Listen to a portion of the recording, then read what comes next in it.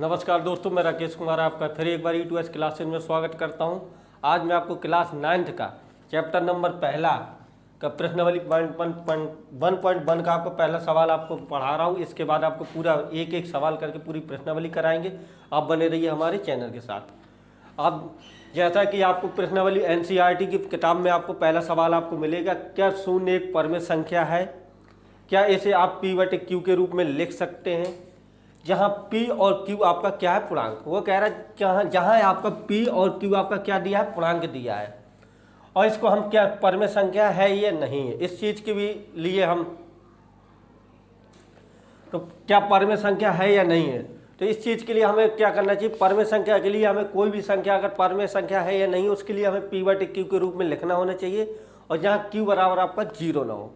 परमेय संख्या के बारे में अगर ज़्यादा इस प्रश्नावली के बारे में जानने के लिए आप प्ले लिस्ट में चले जाइए। प्ले लिस्ट में आपको परमेय संख्या नाम से एक चैप्टर मिलेगा, उसमें पूरा आपको प्राकृतिक संख्या, परमेय संख्या, सभी संख्याओं के बारे में आपको बताया गया है। बाकी आप सवाल देखिए। तो क्या आपका शून्य एक परमेय संख्या है? तो क्या ऐसे P/Q के रूप में लिख सकते हैं? अगर लिख सकते हैं तो जहाँ P और Q क्या होना चाहिए? पूर्णांक होना चाहिए और Q बराबर हमारा 0 नहीं होना चाहिए। जैसा कि आप लोगों को मालूम होगा कि तो शून्य एक परमेय संख्या है या नहीं है, तो हम लिखेंगे शून्य एक परमेय संख्या है। तो लिखेंगे हाँ शून्य एक परमेय संख्या है। शून्य क्या है? परमेय संख्या है। ये क्यों है? क्योंकि हम किस शून्य है, ये शून्य है। अगर इसके नीचे हम 1 कर दें, क्योंकि दुनिया में जितनी भी संख्या है सभी संख्याओं के नीचे हम 1 लिख सकते हैं और 1 का मल्टीप्लाई कर सकते हैं। तो 0 के नीचे 1, तो 0/1 हम लिख सकते हैं, क्योंकि सभी संख्याओं के नीचे हमने पढ़ा कि सभी संख्याओं के नीचे 1 होता है। हमने इसको P/Q के रूप में लिख लिया। 0 को हमने क्या किया? यहाँ लिखा हाँ शून्य एक परमेय संख्या है।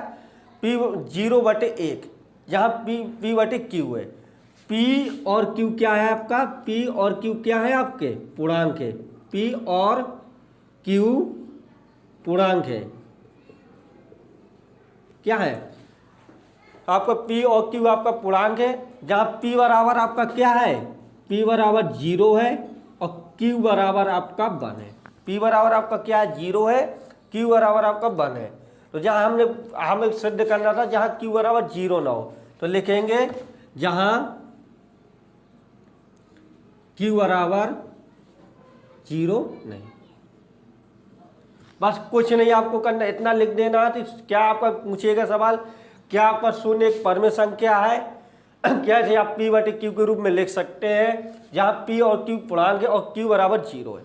तो लिखेंगे हाँ शून्य एक परमेय संख्या है, इसे हम P/Q के रूप में लिख सकते हैं, क्योंकि हमारा कितनी भी संख्या होती है सबके नीचे हम 1 लिख सकते हैं। तो Q/1 हो गया। और P और Q एक यहाँ पूर्णांक है आपका, ये प्रश्न में कहा गया है। P बराबर आपका 0 है और Q बराबर आपका 1 है, लेकिन उसने क्या कहा कि Q बराबर आपका 0 नहीं होना चाहिए। तो Q बराबर हमारा 0 भी नहीं है और हमारे P/Q के रूप में हमने लिखा है, इसलिए हम ये लिख सकते हैं कि हाँ शून्य एक परमेय संख्या है। अब इसी प्रकार आप देखिए दूसरा सवाल। अब जैसा कि दूसरा सवाल आपका दिया है, 3 और 4 के बीच 6 परमेय संख्या है। कितनी संख्या पूछ रहा है? 6। 3 और 4 के बीच में आपको 3 और 4 के बीच में 6 परमेय संख्या ज्ञात करना। परमेय संख्या मतलब कि आपको P/Q के रूप में सभी संख्या होना चाहिए। अब 3 और 4 के बीच में 6 संख्या हम कैसे ज्ञात करेंगे? हमसे कितनी पूछ रहा है?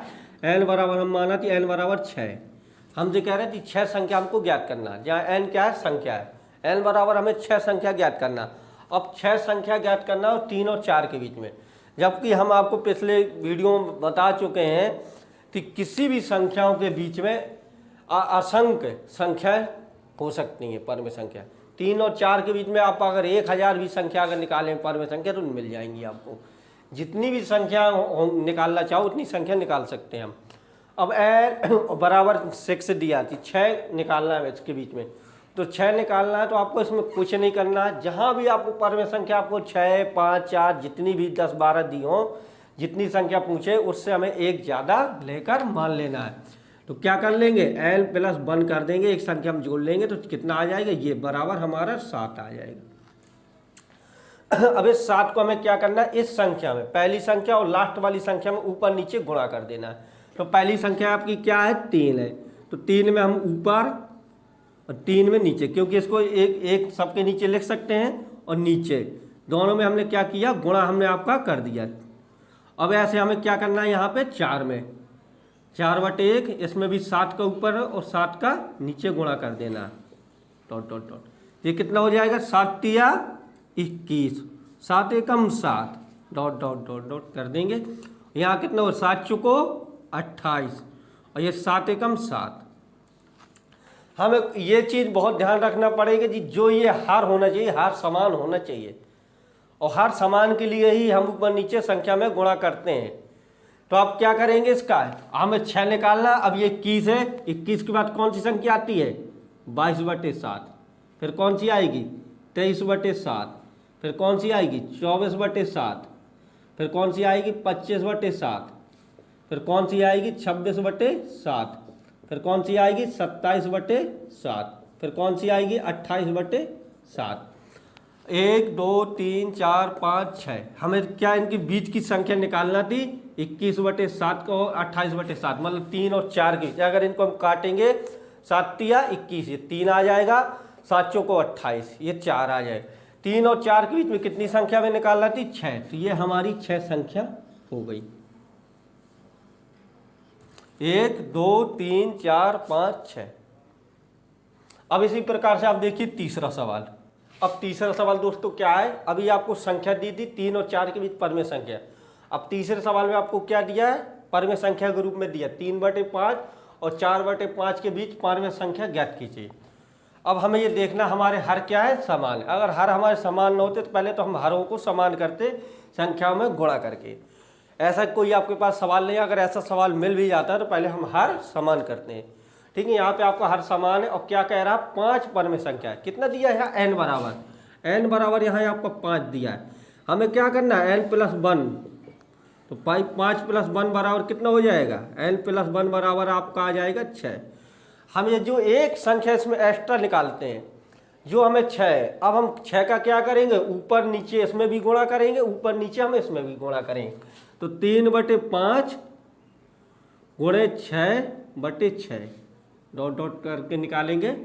4/5, 6 ऊपर गुणा करेंगे और 6 नीचे करेंगे। अब इसको करेंगे, 6 तिये 18 और 6 पंचे 30, 6 चौको 24, 5 छका 30। अब इसको हम निकाल देंगे। 18 के बाद क्या आएगा, 19/30, फिर आएगा आपका 20/30, फिर आपका आएगा 21/30, फिर आपका आएगा 22/30, फिर आपका आएगा 23/30। आप यहाँ तक ये देखते हैं, इसलिए करते हैं लास्ट वाली संख्या का, क्योंकि हमें लास्ट वाली संख्या छोड़ना है, इनके बीच की संख्या कह रहे हैं, इसलिए ये वाली संख्या छोड़ रहे हैं और ये वाली संख्या छोड़ रहे हैं। अब इनके बीच में देख लीजिए, आपका 19 20 21 22 23, अब आगे 24 आ रहा है। इसके अंदर 5 संख्याएं थी, नहीं है, 1 2 3 4 5 संख्या। जितनी भी संख्या दी हो उसमें एक ऐड कर दीजिए, उनका ऊपर नीचे आप गुणा कर लीजिए, आपका आंसर आ जाएगा। अब आप देखिए चौथा सवाल। जैसा कि चौथा सवाल आपको दिया गया है, नीचे दिए गए कथन सत्य है या असत्य, कारण के साथ आपको उत्तर देना है। मतलब सत्य और सत्य नहीं आपको लिखना है, इसके कारण भी आपको बताना है। ये अगर है तो क्यों है और नहीं है तो क्यों है। ठीक है, अब आपको वो कह रहा है कि प्रत्येक प्राकृतिक संख्या एक पूर्ण संख्या होती है। क्या होती, प्राकृतिक संख्या है। वो कह रहे जितनी भी प्राकृतिक संख्या है, प्राकृतिक संख्या कौन, 1 से लेकर पूरी संख्या है, जो भी आपकी प्राकृतिक संख्या वो कह रहे पूर्ण संख्या होती है। तो पूर्ण संख्या क्या है, तो पूर्ण संख्या वाला प्राकृतिक संख्या में 0 लग जाए। वो कह रहे जितनी भी प्राकृतिक संख्या है वो सब क्या है, हमारी पूर्ण संख्या। वो मतलब कह रहा है ये हमारी प्राकृतिक संख्या 1 2 3 4 5 6 डॉट डॉट करके इतनी जो भी संख्या है हमारी, तो कह रहा है पूर्ण संख्या है। पूर्ण संख्या क्या होती है, 0 1 2 3 4 5 6 डॉट डॉट कर दो। वो कह रहा थी जो भी हमारी ये संख्या है, ये प्राकृतिक संख्या है, आपके प्राकृतिक संख्या, और ये आपकी है पूर्ण संख्या है। वो कह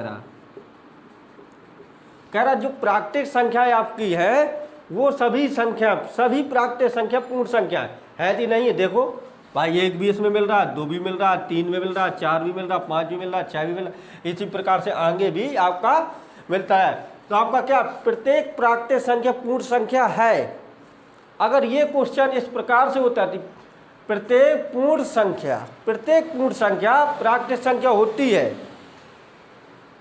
प्रत्येक पूर्ण संख्या प्राकृतिक संख्या होती है, तो फिर आपका क्या हो जाता है, क्योंकि प्रत्येक नहीं होती, क्योंकि 0 प्राकृतिक संख्या नहीं होती है। अब इसने कहा कि प्रत्येक प्राकृतिक संख्या पूर्ण संख्या, हाँ भाई प्रत्येक प्राकृतिक संख्या आपकी क्या है, पूर्ण संख्या, इसलिए ये क्या है, सत्य है। लिख सकते हैं प्रत्येक प्राकृतिक संख्या पूर्ण संख्या हो सकती, पूर्ण संख्या होती है। और ये उदाहरण आप लिख सकते हैं। इसके बाद आपको दूसरा पॉइंट दिया, प्रत्येक पूर्णांक एक पूर्ण संख्या होती है। अब कह रहा प्रत्येक पूर्णांक एक पूर्ण संख्या, पूर्णांक क्या होता है, पूर्णांक में क्या आपका होता है, पूर्णांक में आपका 0 भी शामिल होता है, 1 भी शामिल होता है, 2 भी शामिल होता है, 3 भी शामिल होता है, 4 भी शामिल होता है, ऐसे डॉट डॉट करके सभी संख्या है। और क्या होता है, -1 भी शामिल होता है, -2 भी शामिल होता है, -3 भी शामिल होता है, -4 भी, इसी प्रकार डॉट डॉट करके और भी संख्याएं आपकी होती हैं। पूर्णांक क्या होता है, आपका माइनस की भी होता है और आपका प्लस का भी होता है पूर्णांक। लेकिन पूर्ण संख्या आपकी क्या होती है, पूर्ण संख्या आपकी क्या होती है, पूर्ण संख्या तो आपकी ओनली प्लस की होती है। किसकी होती है, केवल पूर्ण संख्या प्लस की होती है। प्राकृतिक संख्या आपका क्या होता है, प्राकृतिक संख्या आपका माइनस का भी होता है, इसलिए ये क्या है आपका असत्य है। लिखेंगे पूर्ण संख्याएं ऋणात्मक भी होती हैं,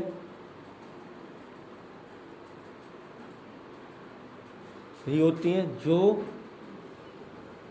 पूर्ण संख्याएं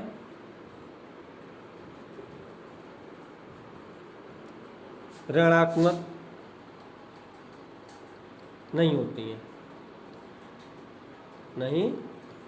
हैं, ये उदाहरण आप दिखा देना। और बस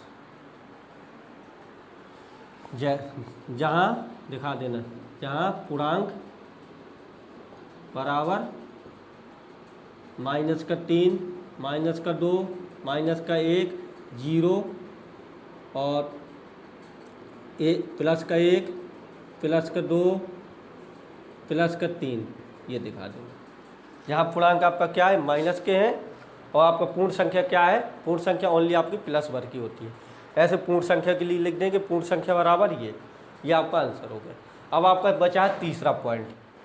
जैसा कि आपका तीसरा पॉइंट दिया है, लास्ट है आपका क्वेश्चन, प्रत्येक परमेय संख्या एक पूर्ण संख्या होती है। सत्य असत्य में ही ये भी आया है आपका, किस में आया, सत्य और असत्य में। उन्होंने कहा प्रत्येक परमेय संख्या एक पूर्ण संख्या होती है। तो परमेय संख्या क्या होती है, पहले लिखेंगे हम, परमेय संख्या क्या होती है बेटा, परमेय संख्या आपकी होती है जो P/Q के रूप में हो, ठीक है, प्रत्येक परमेय संख्या। अब पूर्ण संख्या क्या होती है, पूर्ण संख्या आपकी होती हैं जो 0, 1, 2, 3, 4, 5 इस प्रकार से हो।